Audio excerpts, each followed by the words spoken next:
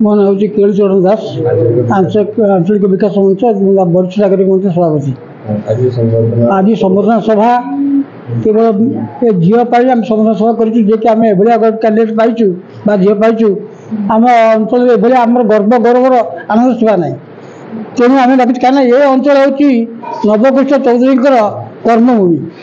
ଏ କର୍ମଭୂମିରେ ଆମେ ହିନ୍ଦୁ ମୁସଲମାନ ଉଭୟ ସମ୍ପ୍ରଦାୟ ଆମେ ଏକେ।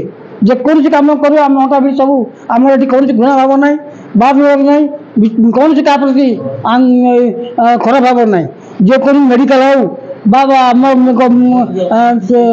କୌଣସି ଠାକୁରଙ୍କ କାମ ହେଉ ବା ଆମ ବଜାର କାମ ହେଉ, ଏ ଅଞ୍ଚଳ କାମ ହେଉ, ଆମେ ସମସ୍ତେ ଏକ ହେଇ କାମ କରୁ। ଆମର କୌଣସି ବାଦ ବିଚାର ନାହିଁ, ନା କାହା ପ୍ରତି ହିଂସା ନାହିଁ। ଆମ ଅଞ୍ଚଳର ବିକାଶ ପାଇଁ ଆମେ ସଦାବେଳେ ତତ୍ପର।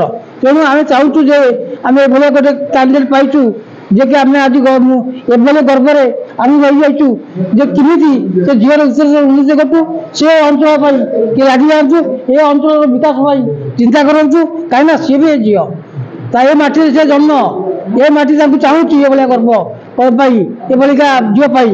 ତେଣୁ ଆମେ ପାଇଛୁ ଏବଂ ସେ ଝିଅ ବି ଆମ ଭାଗ୍ୟକୁ ଆସି ପହଞ୍ଚିଛନ୍ତି।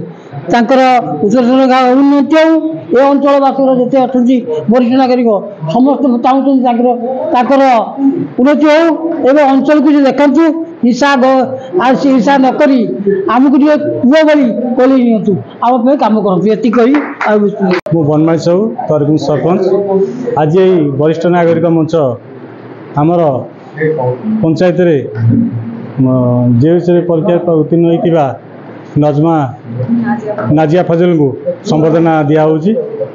ମୁଁ ଜାଣିଛି ସରପଞ୍ଚ ପିରିୟଡ଼ 5 ବର୍ଷ।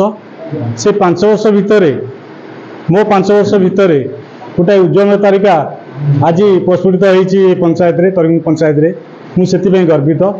ମୁଁ ବର୍ତ୍ତମାନ ନିଜକୁ ଗର୍ବ ଅନୁଭବ କରି ମୁଁ ତାଙ୍କ ଉଜ୍ଜଳମୟ ଜୀବନ ଦେଉଛି କି ଭବିଷ୍ୟତରେ ତାଙ୍କର ଜୀବନ ସାର୍ଥକ ହେଉ, ଆଉ ସେ ଭବିଷ୍ୟତରେ ଭଲ କାମ କରନ୍ତୁ, ଆମ ଏରିଆର ନାଁ ରଖନ୍ତୁ। ମୁଁ ସର୍ବପ୍ରଥମେ ଏଠିକାର ସଭାପତି ଆଉ ଏବଂ ସରପଞ୍ଚ ସାର୍ଙ୍କୁ ମୋର ହାର୍ଦ୍ଦିକ ପ୍ରଣାମ ଜଣାଇବି। ଆଉ ତା ସହିତ ଏଠି एकत्रित होइथिबा प्रत्येक वरिष्ठ नागरिक मानकु मु प्रणाम जनाऊँगी।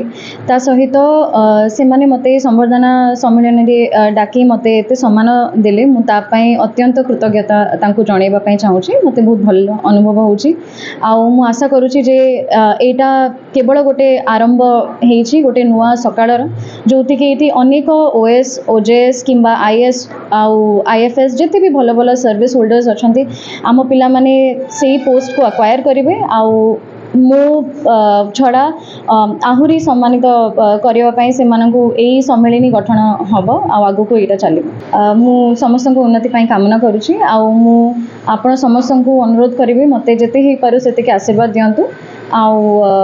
बस ये आशीर्वाद रहिले मु मोर कार्य निर्वाह भल भाव में करी, निरपक्ष ही करी, आईनगत जिते ही पारू मु भल से जस्टिस डिलीवर करि पारे, या ही मो आशा।